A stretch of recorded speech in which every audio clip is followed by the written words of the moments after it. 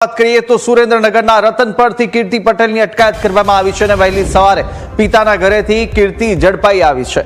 સુરેન્દ્રનગર અને પુણા પોલીસનું સંયુક્ત ઓપરેશન હતું, જ્યાં ભાવનગરના વેપારી રાજુ ભમ્મરની પોલીસ ફરિયાદ અને કીર્તિ પટેલ અને નયના બારૈયા સામે ગુનો નોંધાયો।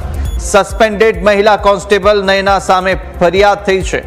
કીર્તિ પટેલને લઈ અને પુણા પોલીસ પણ રવાના થઈ ચૂકી છે। તો આ તરફ આખરે સુરેન્દ્રનગરના રતનપરથી કીર્તિ પટેલની અટકાયત થઈ ચૂકી છે અને વહેલી સવારે જ પિતાના ઘરે કીર્તિ પટેલ હતી તેને પોલીસે ઝડપી પાડી છે। વધુ અપડેટ પણ મેળવે સંવાદદાતા અમિત ફોનલાઈન પર જોયા છે। અમિત, જે રીતે આ ઘટના સામે આવી છે અને સાથે આખરે કીર્તિ પટેલ કે જે સુરેન્દ્રનગર પિતાના ઘરેથી ઝડપાઈ આવી છે, હવે કયા પ્રકારની કાર્યવાહી અને કયા ગુનાની અંદર ધરપકડ? જી ચોક્કસથી આજે કીર્તિ પટેલ છે સતત વિવાદોના ઘેરામાં રહે છે, ત્યારે ફરી એક વખત આજે કીર્તિ પટેલ છે પોલીસના સકંજામાં આવી ચૂકી છે।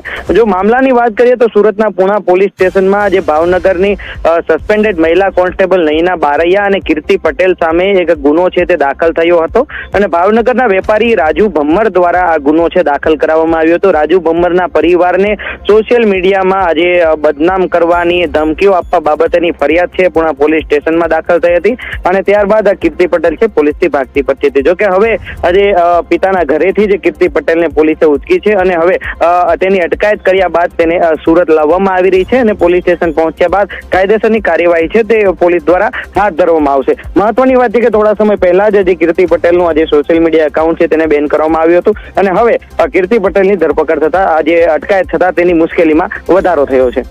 બિલકુલ અમિત, માહિતી સાથે જોડાવા બદલ આપનો આભાર। તો હાલ કીર્તિ પટેલ કે જેને લઈ અને પુણા પોલીસ અત્યારે કબજો લઈ ત્યાં લઈ ગઈ છે અને બધું તપાસ હાથ ધરવામાં આવી। રતનપર કે જ્યાં કીર્તિ પટેલના પિતાનું ઘર આવેલું છે સુરેન્દ્રનગરના, ત્યારે તેના પિતાના ઘરેથી કીર્તિ ઝડપાઈ અને આ સમગ્ર મામલો શું હતો તે પણ ગ્રાફિક્સના માધ્યમથી સમજી લઈએ। ગ્રાફિક્સ પ્લે કરીએ અને જાણીએ કે સુરતની પુણા પોલીસના સકંજામાં કીર્તિ પટેલ આવી ચૂકી છે અને આ સમગ્ર કેસની જો વાત કરવામાં આવે તો આ તરફ સસ્પેન્ડેડ કોન્સ્ટેબલ નયના બારૈયા સામે ગુનો દાખલ થયો છે અને સાથે જ આ બંને સામે અત્યારે ગુનો દાખલ થયો, જેમાં કાર્યવાહી થઈ રહી છે। ભાવનગરના વેપારી રાજુ ભમ્મર દ્વારા આ ફરિયાદ છે તે નોંધાવવામાં આવી હતી। ભાવનગરના વેપારી હતા રાજુ ભમ્મર કે જેમને પરિવારની બદનક્ષી અને ધમકી આપવા અંગે આ ફરિયાદ થઈ છે અને આને લઈ પોલીસ તપાસ કરી રહી છે। સોશિયલ મીડિયા પર ગંભીર બદનક્ષીના પણ આક્ષેપો કરવામાં આવ્યા છે અને ગુનો નોંધાયો છે। ગંભીર કલમો હેઠળ હાલ ગુનો દાખલ કર્યો હતો અને પોલીસ દ્વારા કાર્યવાહી કરવામાં આવી, જેમાં રતનપરથી કીર્તિ પટેલની અટકાયત થઈ છે।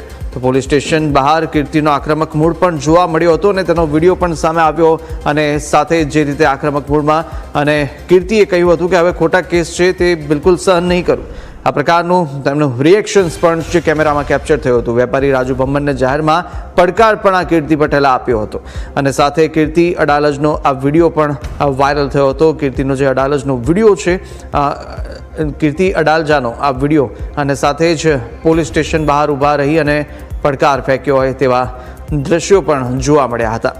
તો કીર્તિની સામે જે બદનક્ષીનો દાવો કરવાની પણ ધમકી આપી હતી અને સાથે જ સુરતની પુણા પોલીસના સકંજામાં કીર્તિ પટેલ આવી ચૂકી છે અને હવે વધુ કાર્યવાહી પોલીસ દ્વારા કરવામાં આવી રહી છે।